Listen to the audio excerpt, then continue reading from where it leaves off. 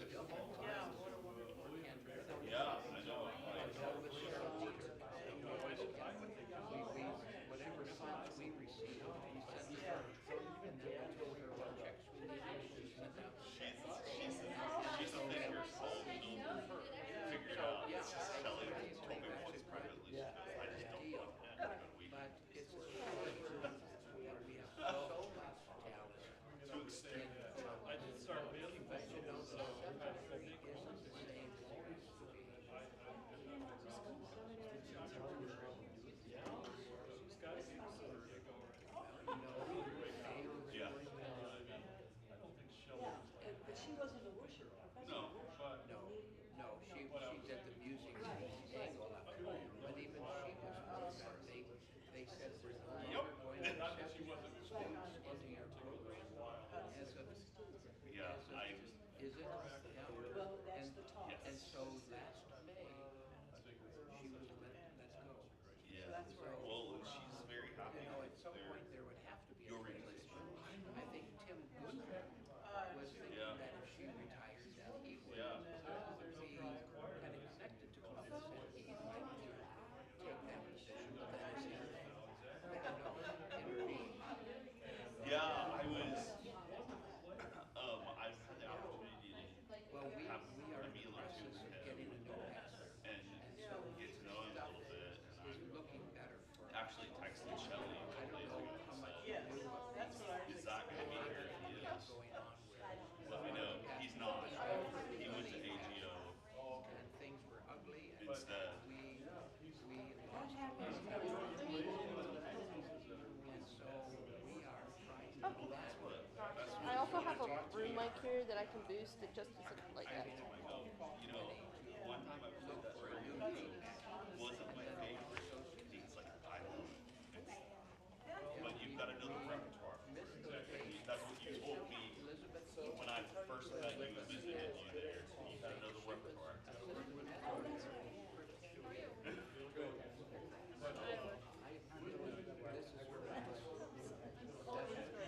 Never fails, right? Yeah, that's what I know.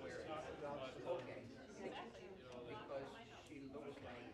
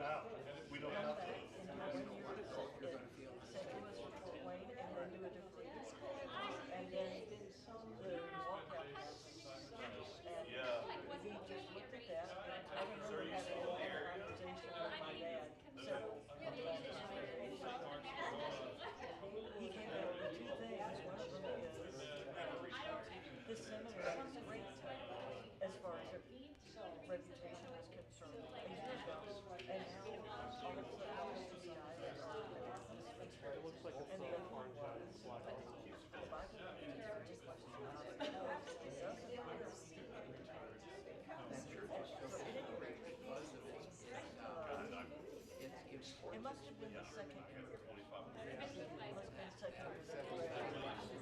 I think it was probably second year. even further to go area. Yeah, 'cause did we? What am I thinking?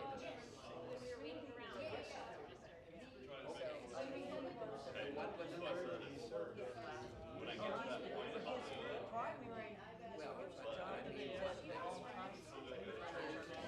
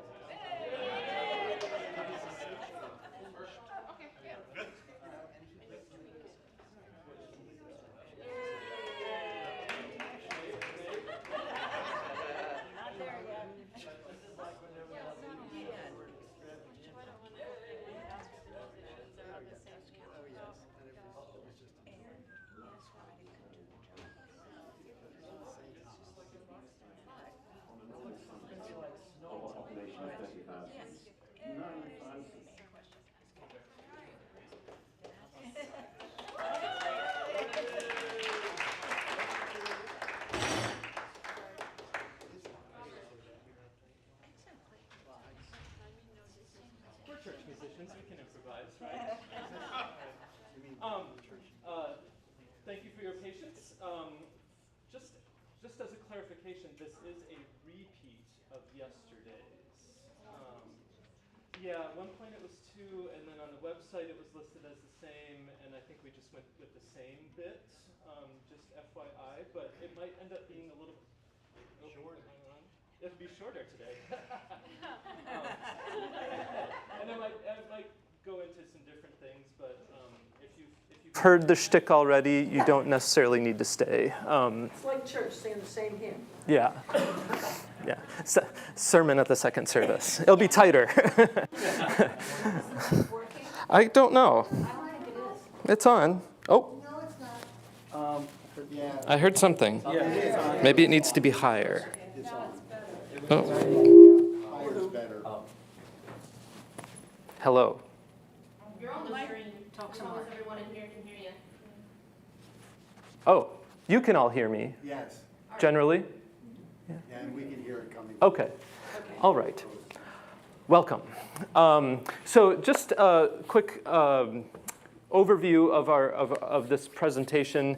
I realized that at a group filled with professional church musicians, some of you may know the St. John Passion very, very well and have sung it or have read a lot about Bach.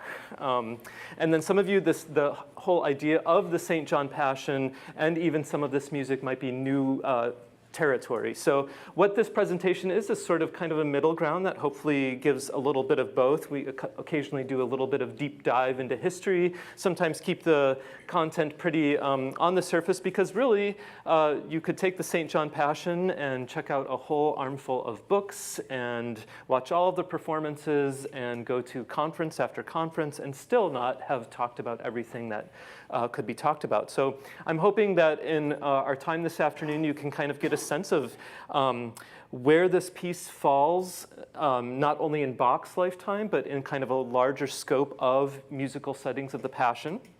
I hope you get an idea of a few things to listen for tomorrow night at the performance. And, and I was going to ask, I hope the chorale rehearsal went well earlier today. You kind of got a sense of those things. We'll do that again tomorrow morning at morning prayer, actually in the space. We'll get all the groups together and sing through the chorales. We also gave this a version of this presentation, not as long, to the ALCM students last weekend. And so they kind of got really, really excited about this thing that they had been hearing about all summer. Who's St. John? That was one of the questions. And who's this John guy?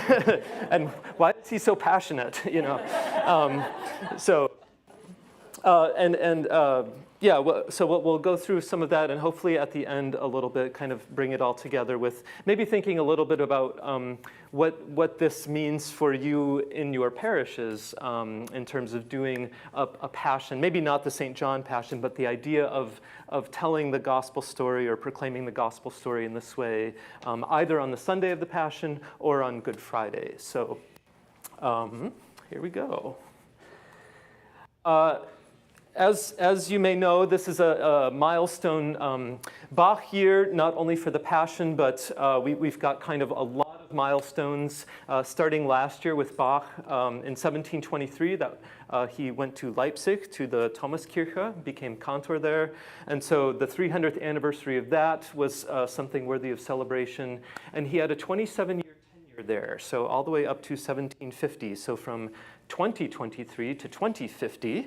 We have all sorts of Bach anniversaries coming up. And so the St. John Passion actually premiered on Good Friday, April 7th, 1724. And so the 300th anniversary of the Passion this year brings all sorts of performances and conferences about the Passion. I got to be at a performance of one on April 7th, which Easter too. So it was kind of weird. All the Easter lilies were in the back, and then we were singing the Passion. But it was kind of a nice juxtaposition that I think that John would have liked with all of his juxtapositions in his gospel. So, so just a little bit of context about where we are in Bach's life. So in June of 1722, Johann Kuhnau, who was his predecessor, died, and the town council began a search for a new Thomas cantor to administer the music at the 4 main city churches in Leipzig. So at this time cantors were cantors for the city rather than just a parish.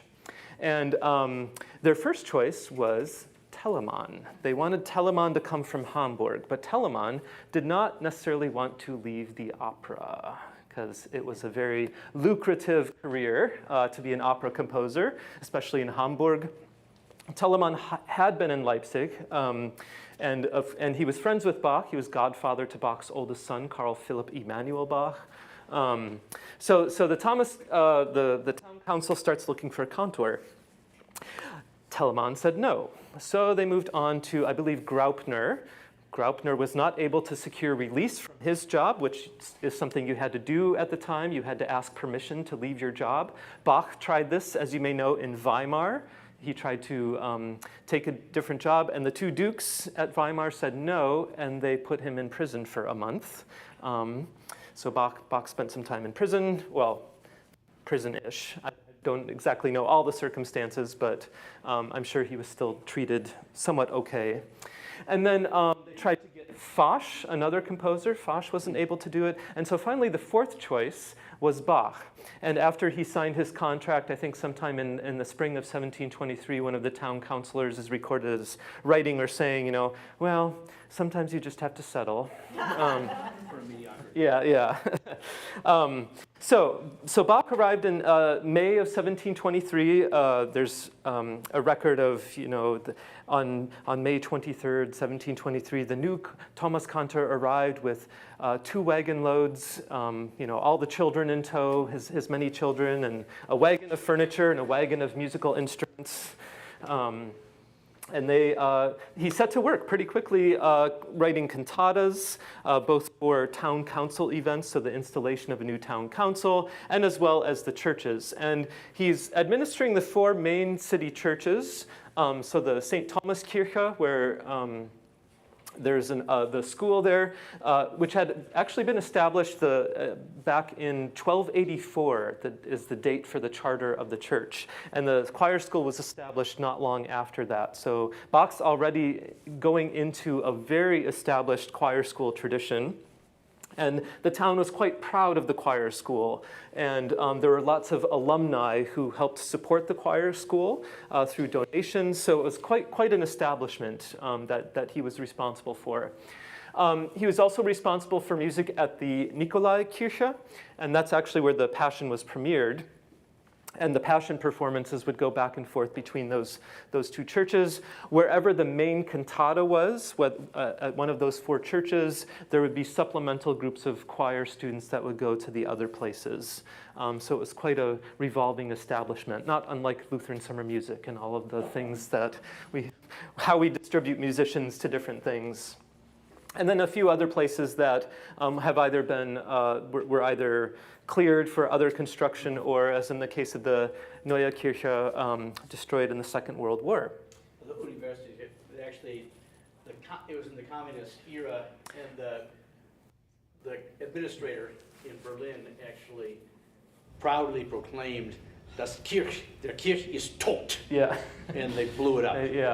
That's why it says blasted. Yeah. So I'm going to have John Elliott Gardner, the noted conductor, say just a little bit more about the context that Bach worked in. Leipzig was known as the city of churches. Can you hear that okay? It's been estimated that on a normal Sunday, of a population of 30,000, 9,000 parishioners and members of society were crammed into these 2 churches, the Thomaskirche, the Nikolaikirche, and bulging from the seams of the other churches in the town. Thus, every week, Bach had an audience 10 or a dozen times bigger than in any opera house. Unfortunately, people at the main churches tended to behave as if they were in an opera house, much to the fury of the clergy. The preachers very often think they don't listen carefully to the sermons, that's for sure. You get all kinds of complaints about people flirting in church, people sleeping in church, people throwing paper airplanes in church and taking snuff in church. And dogs coming into church. Dogs coming into church, absolutely. And some churches employ special dog whippers to try to get the dogs out. But I mean, earlier on you've had complaints about people taking pigs through church because it's the quickest way from where the pig was to market and so on. So I think our sense of proper behaviour within a church is different. So there must have been a huge amount of noise, and one of the problems, that's one of the few things we really do know, is that people drifted in and out before the sermon, after the sermon, during the music. It must have been chaos. Everything was very, very stratified here socially. So the ladies were seated down here below, and the men were in the two galleries, both sides, and the hoi polloi the Nikolai were at the back, at the riffraff. So this is where the Passion was first performed. And the music, of course, came from the back of the church, up in the organ gallery. And it was raining down on the congregation, but exactly at the moment when the ladies made their grand entrance. And given the fact this is Germany, there was a huge amount of social greetings, wie geht es Ihnen, gnädige Frau, that sort of thing, while the ladies took their seats and then gazed up adoringly at the preacher about to give his sermon. And the hubbub during Bach's music must have been excruciating. Poor man. So we tend to think of cantatas as being something very, a reverent moment in the service, especially today. We're trained through a 19th century lens of being good audiences, but it was a little bit more complicated during Bach's time. We even have records for organists, instruction for organists that says to add more stops for singing as people arrived, and then later in the service, as more people dwindled away after the sermon, to withdraw more stops. So it's more like the prelude and postlude now, or something. Yeah. And so probably didn't happen during the Passion, but who knows? But that's kind of what happened during some of the cantatas. If anyone has heard the name Tanya Kevorkian, she's a professor of history at Millersburg University in Pennsylvania. She's written some really interesting books about just the urban life in Leipzig at this time and kind of how it relates to the experience of Bach's music. So Bach and his family lived on the second floor here of the Thomasschule, or the school, which was taken down in the early 20th century. So that's kind of the context in which he's working. The church is still there, but the school isn't. And of course, he's conducting he's writing cantatas each week. He's doing some teaching, although he tried to get a dispensation from some of his teaching duties. He didn't want to always be teaching Latin and grammar and stuff like that. So very early on, he sort of butted heads a little bit with the rector and some of the other town councilors about his duties. And then, of course, it was quite the workshop. Generating that much music, someone had to copy out the parts for everyone because, again, he couldn't send a PDF or run it through a machine. And so just a little bit of sense of kind of the work pace, again, from John Eliot Gardner. Bach didn't just have to write 25 minutes of new music each week. He also had to get it copied into individual parts for the musicians to sing and play from. His already cramped lodgings now had to accommodate not just his large family, but also cousins and live-in apprentices to help with the never-ending copying out. In the pressure cooker atmosphere of the Thomasschule and this devastating pace that Bach had set himself, things started to go wrong. If you look at this, you'll see there's a frenzy in the writing. It's almost as though he hardly has time to actually put the beams of the semiquavers and demi-semiquavers into the page. They look like bamboos in a hurricane. And here's something interesting, because this is Kuhnau, one of his favorite copyists, and Bach, leaning over to see what Kuhnau's copied, notices that his name has been misspelled, B-A-C-C-H. He gives him a hell of a cuff across the earlobe, and the ink flies across the page. And here's another example. A cousin, Johann Heinrich, came to Leipzig, and Bach put him to work immediately in the sweatshop of copying. He's made a complete hash of it. He's written out the chorale in the wrong clef and mistransposed it. So he has to cross it all out, and Bach himself has to leap in and write out the chorale neatly at the end. I mean, what a plonker. Here you can see Bach painstakingly trying to repair the damage against the clock to make sure that there weren't terrible errors on the music stands when it came to the one and only rehearsal before the cantata was performed.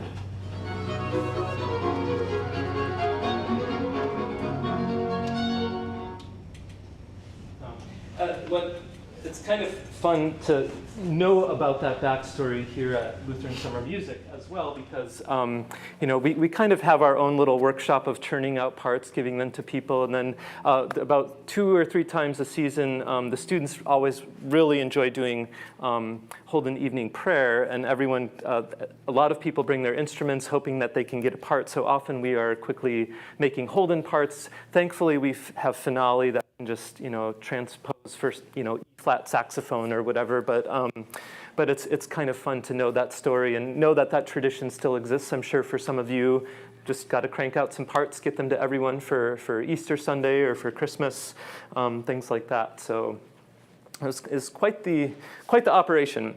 Once Bach arrived in Leipzig, he began embarking on lots of cantata composition. And because he arrived in the early summer, of course, he had not been there for Advent, Christmas, and of course, Lent, Holy Week, or Easter. So April 7th, 1724 was Good Friday. That's Bach's first Friday there. Since about 1717, I think, there had been a tradition in the city of a concerted passion in which you had orchestra, chorus, presenting a longer dramatic work, well, musically dramatic, not staged, so not an opera, dramatic work in the context of the Good Friday liturgy. Bach was under the assumption that he would be at the St. Thomas Church, actually ended up being at the St. Nicholas Church, and he had arranged to have the libretto printed and all of that, had to reprint it, so he got into a little bit more trouble with the town council again for kind of forging ahead without checking in. So I also commend this particular book to you. If you want to read more about Bach and his particular theology about the cantatas of this cycle, or if you just need a doorstop, it's about that thick. Eric Choff has also written a book just on Cantata 21 that is about this thick as well, called Tears into Wine. He was a professor of musicology at Brandeis. Also wrote a wonderful book called Analyzing Bach Cantatas. Great resource. And so he embarks on a significant compositional endeavors, including the many cantata cycles, the 2 passions. So in a few years, we'll observe the 300th anniversary of the St. Matthew Passion, his Christmas oratorio in the next decade, his Klavierübung. And then, of course, we've got some Reformation anniversaries all built into that too. So right now we're in the midst of the first congregational song resources, the 500th anniversaries of those from the Lutheran Church. I was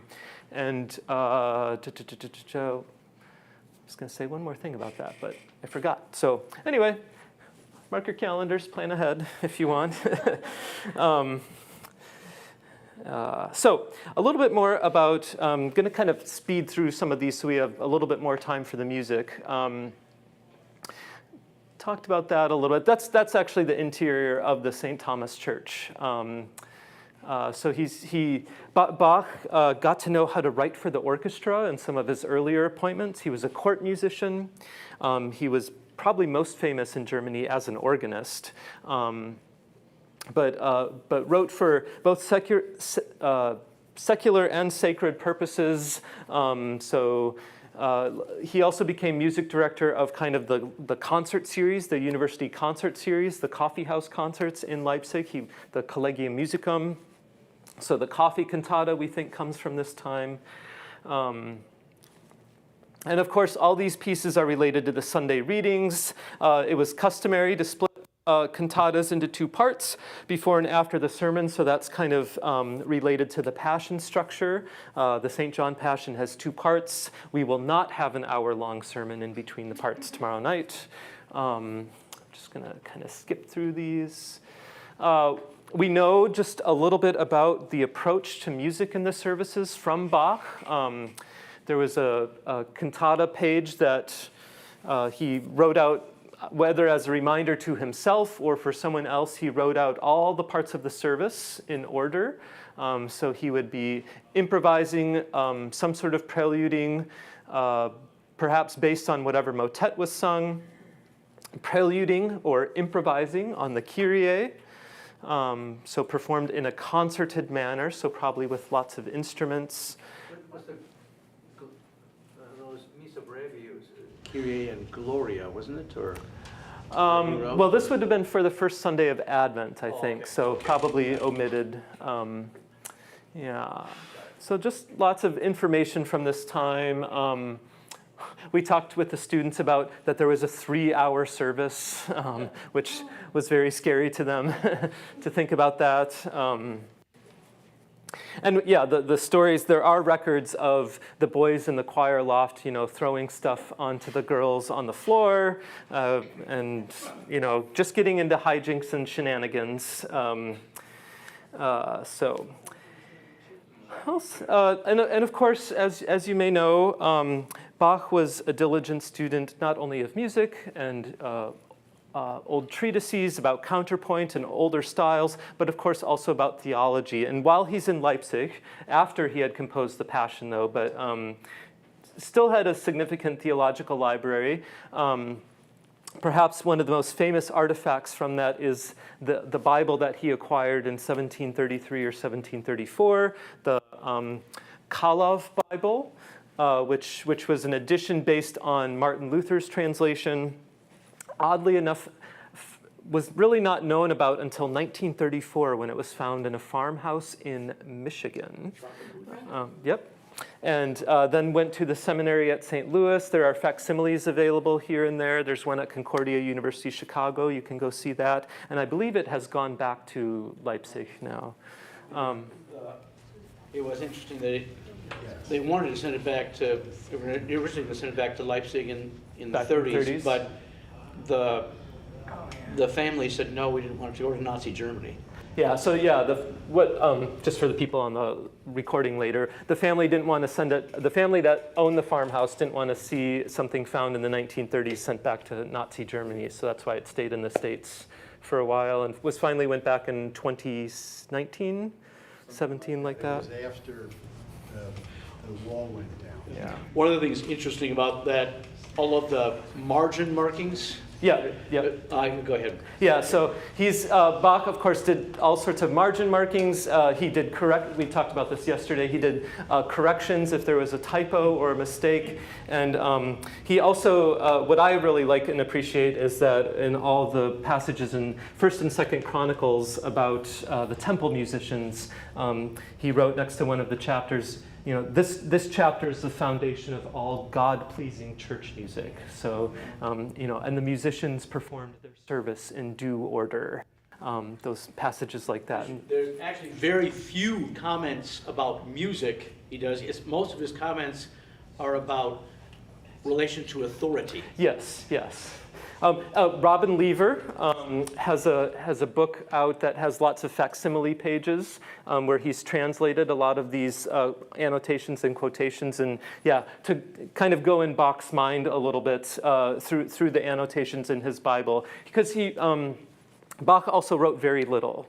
And the things that we do have surviving that he did write are some recommendations for students, but often letters when he was unhappy about something. So a complaint about this, or a memorandum about how he needs more money for the choir school, how this should happen and this should happen. So, John, if you Google Bach, or look on YouTube for Bach, A Passionate Life, that is John Elliott Gardner's documentary that I've shown you some clips of, Bach, A Passionate Life. And it is essentially summary of his book, Bach, Music in the Castle of Heaven. That kind of walks you through just a lot of interesting things. And he spends a lot of time talking about Bach's personal temperament, which was not well-tempered, I don't think. All right, so some meat and potatoes here about where the St. John Passion stands in the wider history of musical settings of the Passion. Scholars think that musical settings of the account of Jesus' betrayal, trial, suffering, crucifixion, death, and burial from any of the Gospels they're usually based on a specific gospel. For a while, there were attempts to bring them all together, and so you would have something called a summa passionis, a complete passion, and that's where we get the shorthand passion from. There was a title of some 16th century collection that did that, and then from then on, people called them passions. But, so for instance, Bach's, the heading of Bach's manuscript, so the Passion according to St. John, okay, for 4 voices, 2 oboes, violin, viola, and continuo by J.S. Bach. But the start of all of this, we think, came from medieval plain song formulas. So we know that passions were chanted as early as maybe the 9th or 10th century to simple chant formulas. Over the centuries, what we started to see was kind of a systematic approach to how the music was structured. So the evangelist, the main text of the narration, the plot, would be sort of at a middle voice register. Anytime Jesus spoke, that formula would drop to a lower register. And anytime you had like the maid or Peter or another character, the register would get a lot higher of the chant formula. So you had these different layers representing different characters. And then in the Renaissance, the portions for the crowd started to be set for multiple voices. First as kind of these big block chunk chords. Later, as polyphony became more developed, you started to see more interlocking lines moving at different times, kind of like a Palestrina motet versus just like blocks of chords in a hymn. So a few examples of these. Here is an example of a plain song passion where you can hear the different layers, melodic layers. This is the evangelist. At that time, Jesus went out with his disciples across the Kidron Valley to a place where there was a garden, which he and his disciples entered. Now Judas, who betrayed him, also knew the place, because Jesus often met there with his disciples. So Judas brought a detachment of soldiers, together with police from the chief priests and the Pharisees, and they came there with lanterns and torches and weapons. And Jesus, knowing all that was to happen to him, came forward and asked them, "Whom are you looking for?" They answered, "Jesus of Nazareth." Jesus replied, "I am he."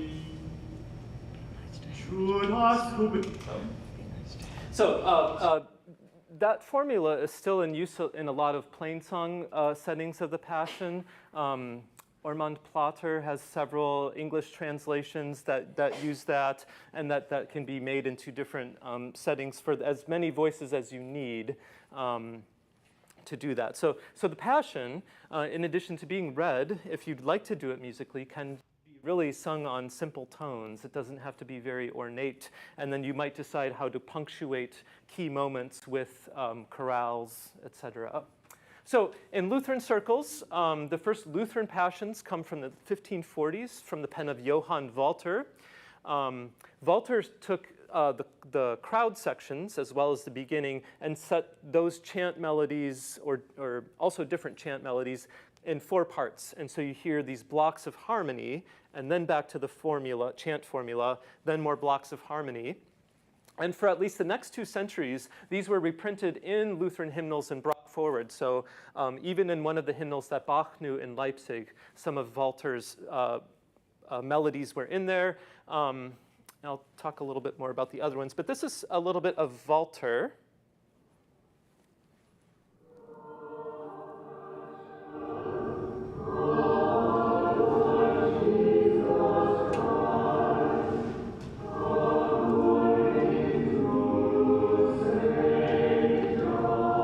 Very simple, direct.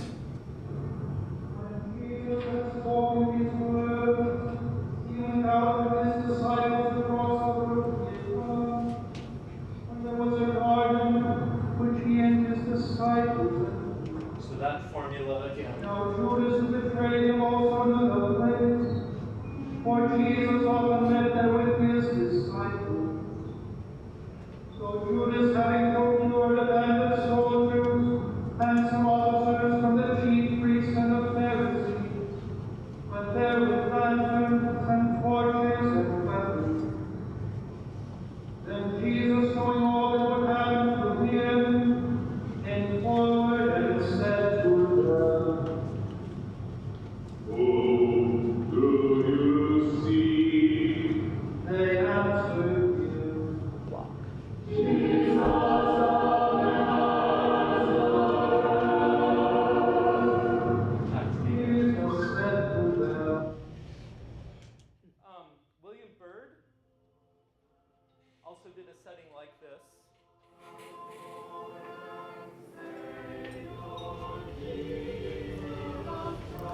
Which, instead of the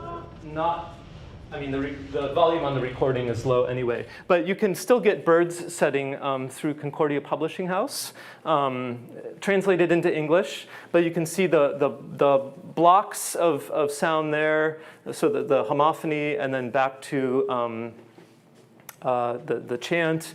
The turbo choruses are more funky. And then we get to like something like Schütz, which then all of a sudden really stretches it out. So, and we start to sing it in German. So, the Passion of our Lord Jesus Christ.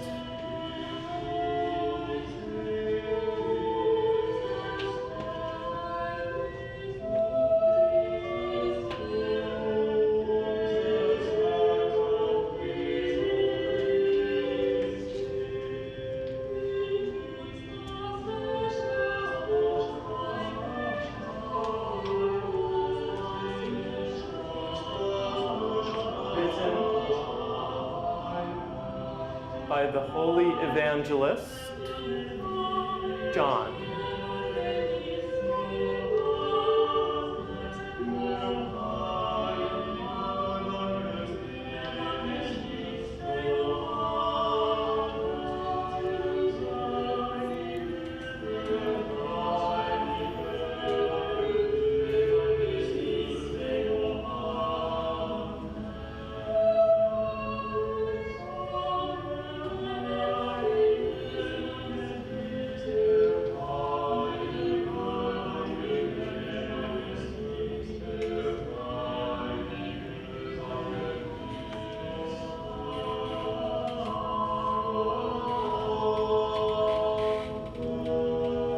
And then we return to plain song formulas for the evangelist. Well, I think it's interesting. Schütz does, he doesn't use the chant formulae, but actually writes his own melodies and breaks off of that, just like two-note formula.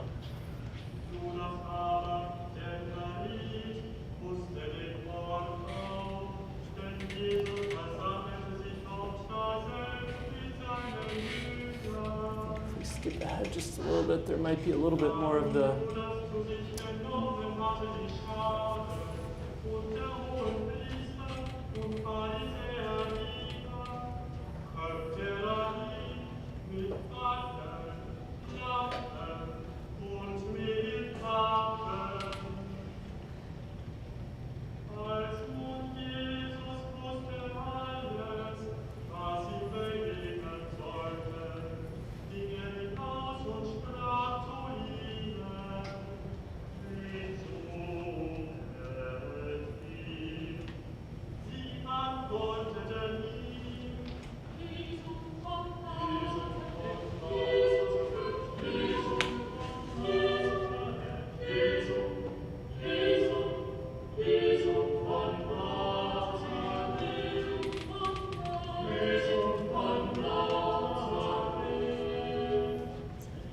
So it continues in that manner. By the into the 17th century, we start to see additions of instrumental interludes and also accompaniments. In the Lutheran tradition, we first see this with the Thomas cantor Thomas Celle, who set a Matthew Passion in 1642 and then a John Passion in 1643. However, the instruments are mostly always with the voices. They're lined up kind of in almost a very Italian polychoral style with all these blocks of sound stacked on each other in these contrasting blocks of sound where there'll be a big one, a smaller one in a different register, and then another big one. What's interesting about Celle's music is that toward the end, well, he would also add non-gospel texts. So he inserted texts from Isaiah. He also started to add chorales. So we see with the addition of instruments, with these sort of interludes for chorus and chorales, we start to see the prototype of the Bach Passion, the pattern that we'll hear just in a little bit. So just a little bit of this piece, so you can hear what all that sounds like.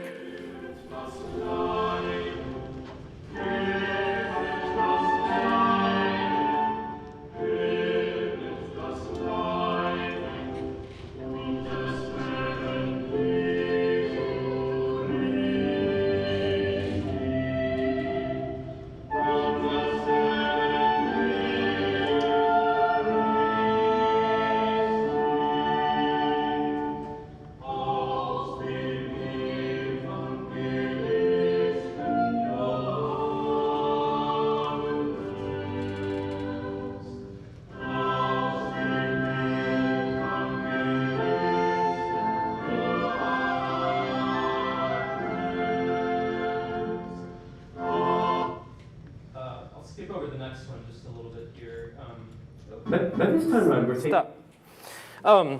So the instruments are all basically doubling the voices. The orchestra is there, but it's not providing its own sort of commentary on the action. It's not really fleshing out the harmony or rhythm like Bach treats it. But we're getting there, and we start to see this really with Handel. The other thing that happened in the 17th century was that different librettos for the Passion started to emerge, different translations. One of the more famous ones was by a chap named Brockus, and it kind of actually came more in the early 18th century. The Brockus Passion was known for being it was set by many composers, but was also very graphic. So very focused on sort of the suffering, blood, bleeding, tears, all sorts of things, and frankly was laid a lot of blame at the Jews writ large. And so the Brockus Passion was quite, it's not done as much anymore, or if it is done today, it's done with a lot of education and context about what the text is meaning or what Brockus may have meant. And so Handel actually set one of these when he was still kind of in his Lutheran orbit before he went to become a famous English court composer or chapel composer, composer of operas. And so I'm just going to have some folks talk a little bit about Handel's Brockus Passion, and you'll start to hear, again, this more florid, ornamented vocal style. You'll hear a more active orchestra, which, again, it's going to sound more like what we're about to hear in the next tomorrow night. So we're getting closer to the prototype that Bach may have had in mind for the stylistic prototype for the St. John Passion. Oh, go back. There we go. Play. Now this time round we're taking a close look at a little known and important work by a well-known composer.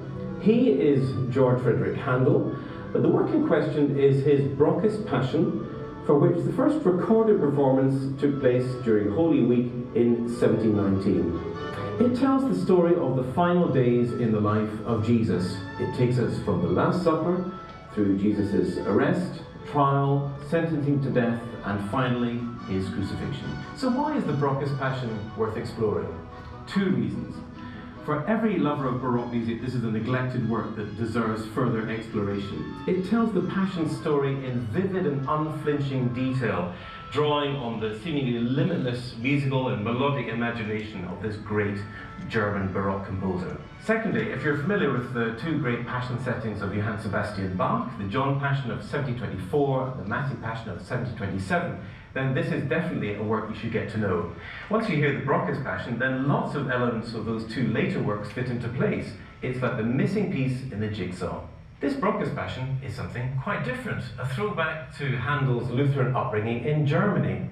And with me now to explore Handel's Brockes Passion is Dr. Ruth Smith, Handel scholar and author of Handel's Oratorios and 18th Century Thought. Ruth, what do we know about Bartolt Heinrich Brockes? Brockes was a very interesting man. He was a contemporary of Handel's. In fact, they were at university together, both of them studying law, but neither of them actually practicing law full time, both of them deciding while they were at university that they would prefer to pursue the arts.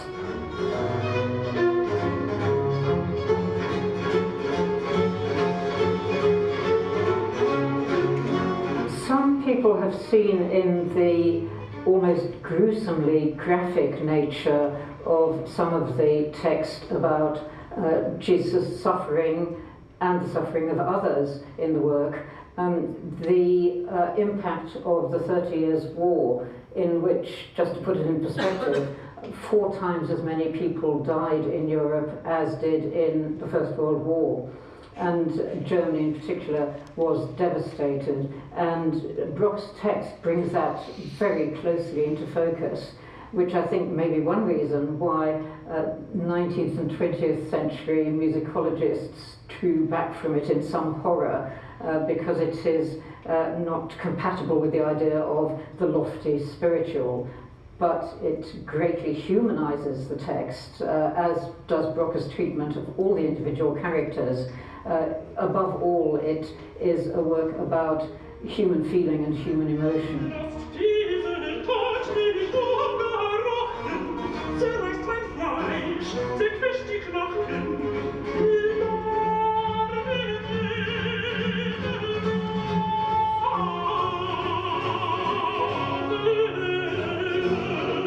It's a drama, like a stage play.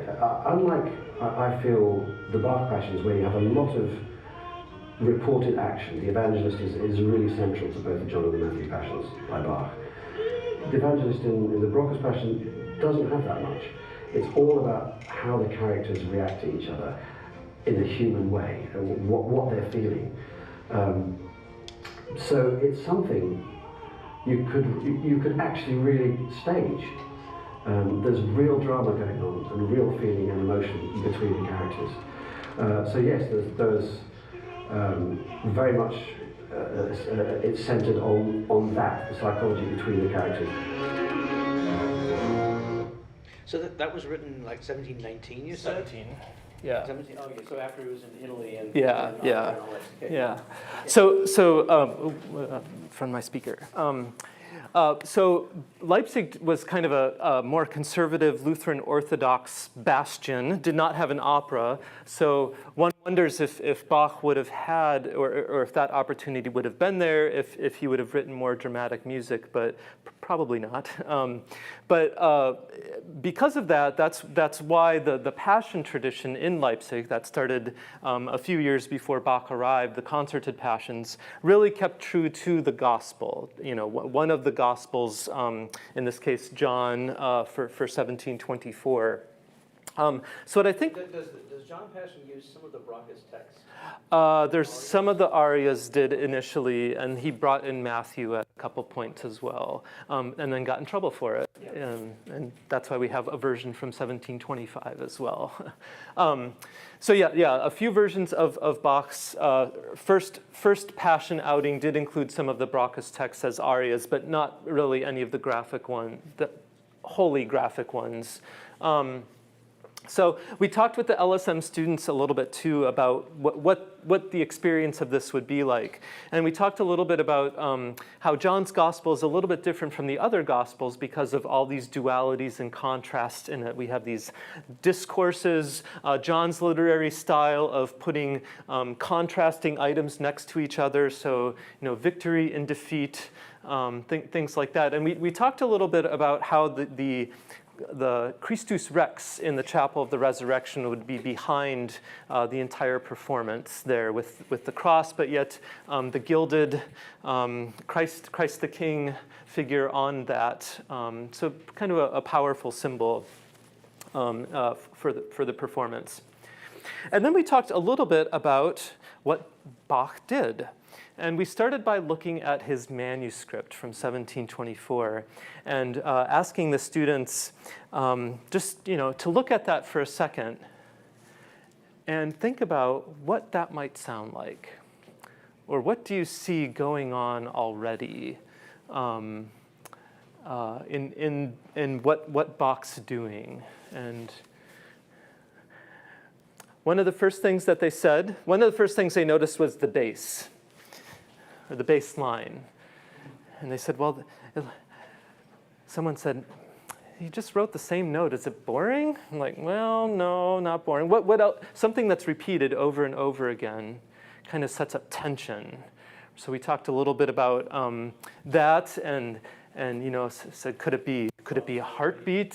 Thinking about that. Remember, we have crowds, we have processions in the Passion, people moving from place to place. We talked about some of their favorite film and video game scores. What are the most dramatic moments in those? And they talked about lots of motion and turbulence. And I said, well, what's happening with the violins and violas? And we have all these lines coming together. And then we talked about the wind parts, which you can see written in what we would call today treble clef, the G clef, D going to E flat, so that minor second, and then we have a C and an F sharp in the next measure, the tritone. So, and all these very sort of biting and dissonant intervals over all of this sort of swirling motion. So right away, I think it sets up quite the story. And we'll have John Elliott Gardner walk us through some of this, just because he does it so well. And I like what he does with the opening here. This, then, is the congregation who first heard the masterpiece Bach presented at the Nikolaikirche on Good Friday, 1724. It was his first Passion oratorio, the central jewel of his necklace of cantatas, a musical retelling of the story of Jesus' arrest, trial, and crucifixion. There'd been Passions before, but nothing so radical, so complex, or as ambitious as Bach's John Passion. He ingeniously blends orchestral and choral writing into a thrilling amalgam of storytelling, meditation, and drama. Can I just have the cello and bass, please? Now, viola start. Bar one. That's okay. Now, can we just add the violins, please? And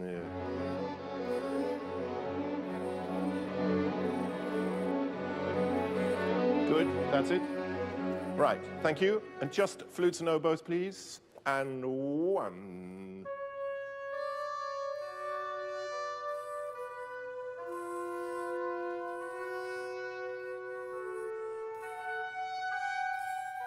It's like nails being driven into bare flesh.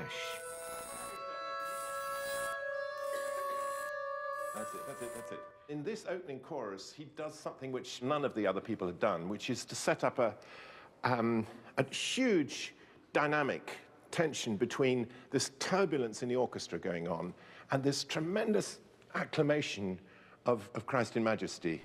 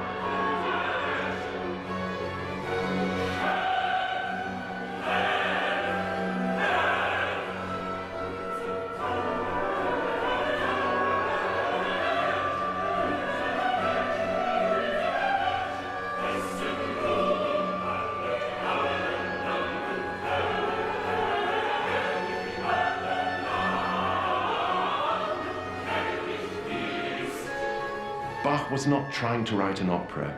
Bach's purpose was to draw the listener in, to recreate in front of their ears and eyes the drama of Christ's crucifixion. And his St. John Passion is an extraordinary amalgam of theology and music, religion and politics, drama and wonderful presentation of storytelling. So we sense the tension that's already in St. John's Gospel, that between light and darkness, between sin and good work, and faith and doubt.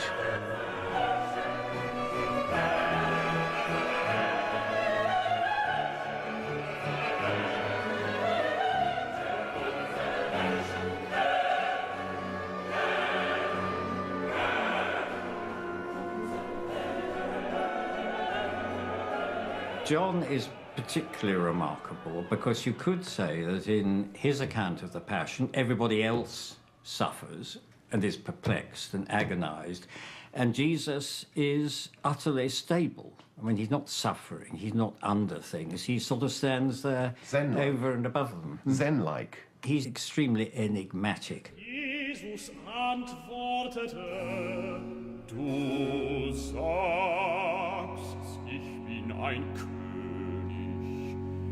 ich bin dazu geboren und in die Welt kommen, dass ich die Wahrheit zeugen soll. Wer aus der Wahrheit ist, der höret meine Stimme. I mean, in the middle, you have Christ's sacrifice, in which he takes upon himself human sin and gives people back grace. That's in the middle. And then on one side of that, there are the individuals in the text, particularly Pilate. Then on either side of that, there is community. There's the mad community. The mob. Of the chorus, the mob, hysterical, paranoid, utterly deranged, really. On the other side is the present community, which is in order and sings these sculptural, monumental chorales.